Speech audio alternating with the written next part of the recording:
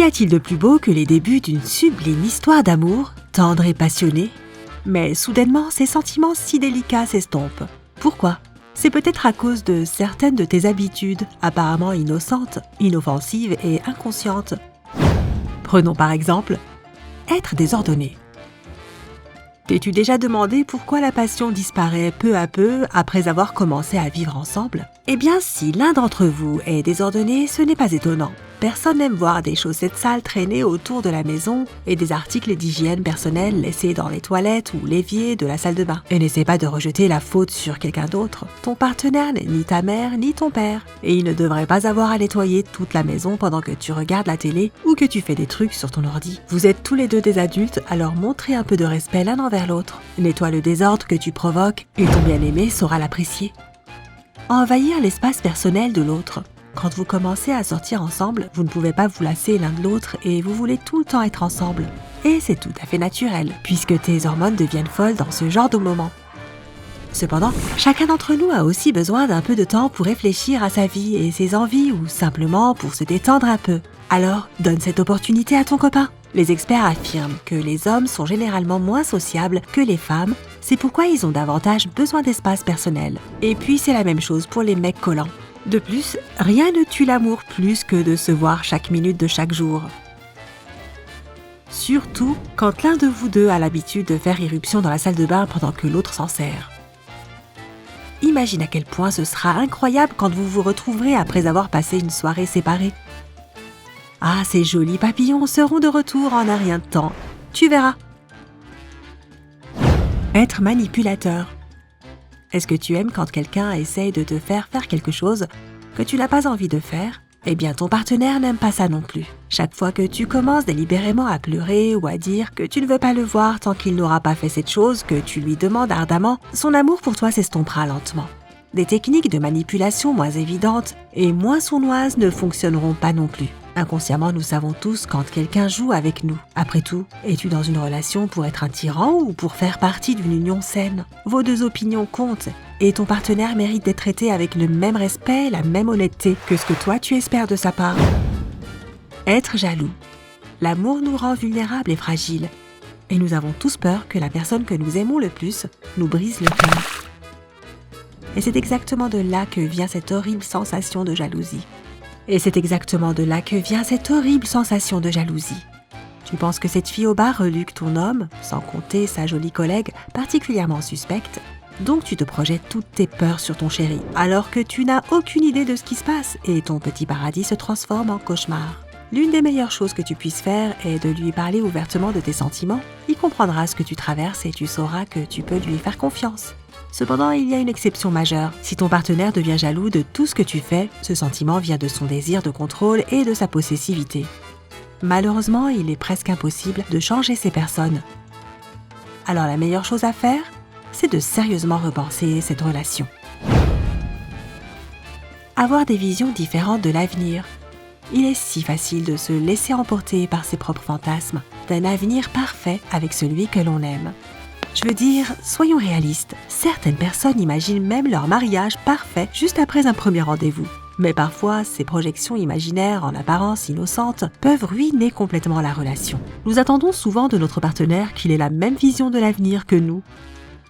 Oh, Antoine et moi allons avoir 2 enfants, une maison en banlieue et 6 chiens. Et un mois plus tard, tu découvres qu'Antoine déteste les bébés et qu'il adore son appartement au centre-ville et qu'il aime les chats. Bam, tes rêves sont brisés. La meilleure façon d'y faire face est d'établir une relation sans attente majeure dès le début. Si tu aimes ce type, tu veux juste être avec lui, non? Alors que demander de plus? Tu verras comment tu traverses les ponts quand tu y seras. Cependant, si tu as des opinions bien arrêtées sur certaines choses, par exemple, tu es absolument sûr de ne pas vouloir d'enfant, tu devrais probablement en discuter au préalable pour être sur la même longueur d'onde. Essayez d'être parfait. Quand tu sors avec quelqu'un, tu veux être la femme parfaite. Tu peux choisir tes plus beaux vêtements, passer des heures à te coiffer, à te maquiller, ou choisir une culotte super mignonne, mais très inconfortable juste pour l'impressionner. Mais c'est une grosse erreur d'essayer d'être impeccable, au lieu d'être toi-même et d'être à l'aise dans vos moments de partage. Si tu as quelques boutons, et alors, ton petit ami n'est pas parfait non plus. Si tu veux porter ton vieux t-shirt qui n'a plus vraiment de forme, fais-le. Tu n'as pas besoin d'avoir l'air d'un mannequin pour que ton petit ami t'aime. Il est amoureux de qui tu es, pas de ton apparence. En fait, pour savoir ce que les hommes recherchent vraiment, les psychologues Russell Clark et Helen Hadfield ont mené une expérience intéressante en 1989. Ils ont demandé à de jeunes femmes de discuter avec des hommes sur le campus de la Florida State University. Attention, elles n'étaient pas particulièrement bien habillées ou quoi que ce soit, juste des vêtements décontractés et un peu de maquillage. Au final, près de 70% des garçons étaient assez intéressés pour vouloir retrouver les filles plus tard. Ce qui prouve qu'il n'est pas nécessaire d'être parfait pour attirer quelqu'un. Alors détends-toi, sois toi-même et laisse ta personnalité briller. Se plaindre constamment. C'est tout à fait naturel de s'énerver et de vouloir se plaindre de tout et de rien. Mais attention, terrain dangereux. Se défouler un peu peut te soulager, mais c'est aussi incroyablement toxique pour tout le monde, y compris ton partenaire. Et si en plus tu te mets à te plaindre de lui, alors c'est le pompon. Cela ne fait que créer de la division et de la tension dans votre romance. S'il s'agit d'un problème sérieux dans votre relation, il est préférable de prendre le temps de vous calmer et d'avoir une bonne conversation constructive.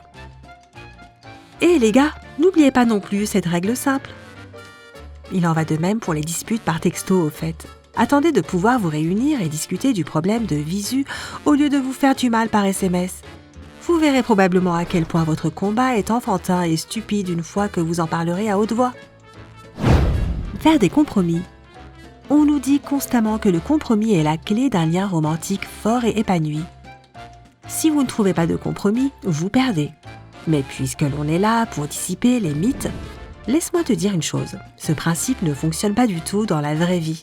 Selon Nicole Witt, coach en résolution de conflits, lorsque toi et ton partenaire avez des points de vue différents, vous voyez inconsciemment la situation comme une compétition.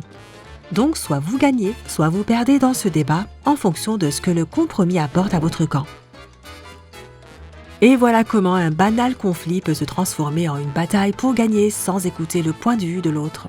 Cela crée une frontière au sein de votre relation, divisant votre union en deux parties différentes. Une bien meilleure méthode vers laquelle se tourner, c'est la collaboration. Faites preuve d'imagination et unissez vos forces pour trouver une troisième solution qui vous plaira à tous les deux. De cette façon, vous ne prendrez pas parti et ne combattrez pas l'un contre l'autre. Vous créerez quelque chose de nouveau ensemble et c'est exactement ce qu'est une union saine. Selon toi, quelles habitudes quotidiennes peuvent vraiment ruiner une histoire d'amour? Partage tes réflexions avec nous dans les commentaires ci-dessous. N'oublie pas de cliquer sur j'aime sous cette vidéo, de la partager avec tes amis et de cliquer sur s'abonner pour rester sur